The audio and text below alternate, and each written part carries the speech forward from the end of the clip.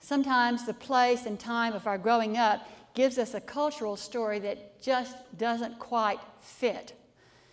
A little boy grows up in the 50s, and when he's fairly young, he realizes that he's attracted to other boys and not to girls. But it was not okay to be attracted to boys, and so he follows the cultural story, and he comes of age and he dates girls, and he marries a woman that he likes very much, but he does not love passionately. So 20 years later, he finally feels that he is able to come out as the man he has always been, to claim his truth, to be the person that he is. I grew up in a time when women were supposed to find meaning through the man that they married. If a woman had a job, it would be as a teacher or a secretary or a nurse, and that job would be done only until they could find the right man and support him in the important work that he would be doing. That turned out to be a colossal bad fit for me.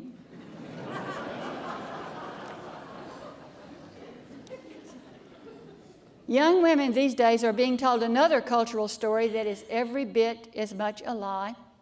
They are being told that they can have it all, that they can climb the career ladder and also carry most of the responsibility for the parenting and the homemaking.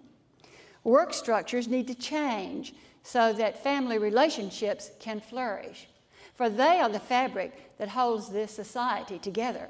But the cultural message, the cultural story, is that we should work and work and work and spend and spend and spend. This is not a story that leads to love and patient care and courage and redemption. This is a story that leads to shattered relationships and isolation, and ultimately to a sickness of the soul. Besides the cultural story, we grow up with particular family stories. Now, what story about yourself were you told by your family?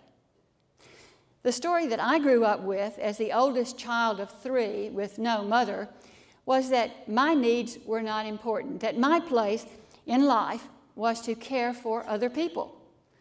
Well, could this be the reason that I first became a teacher and then a therapist and then finally brought it all together as a minister? Maybe. As Maya Angelou warns us, there is no agony like bearing an untold story within you. There were things that we didn't talk about in my family. We just didn't talk about. We didn't talk about my father's drinking so as not to disturb him. I was never told until I was an adult that my mother was in a mental institution. And as children, my brother and sister and I certainly didn't talk about our feelings or our needs. There was no room for these. And so, as an adult, I have told my story in all kinds of forms, in all kinds of ways through the years. And in fact, my adult life has been a process of revising that story, of learning to love and be loved, of sharing, of becoming. It was hard for me to trust enough to begin to tell my story. Now, in the past, I've told you how the writer Wendell Berry, who was my writing teacher and my mentor, pushed me to write truthfully about myself for the first time. It was for his class that I finally wrote my first autobiographical essay. I had stayed up the whole night before struggling with that writing, and the next morning I reluctantly read that unedited draft to the class. For the first time, I told the truth about myself.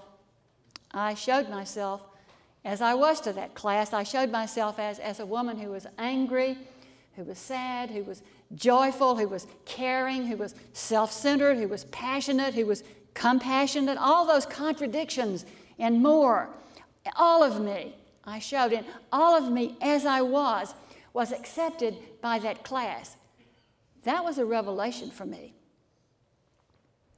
Memoir writing has become a popular pursuit these days, and not just for professional writers, but for lots of people.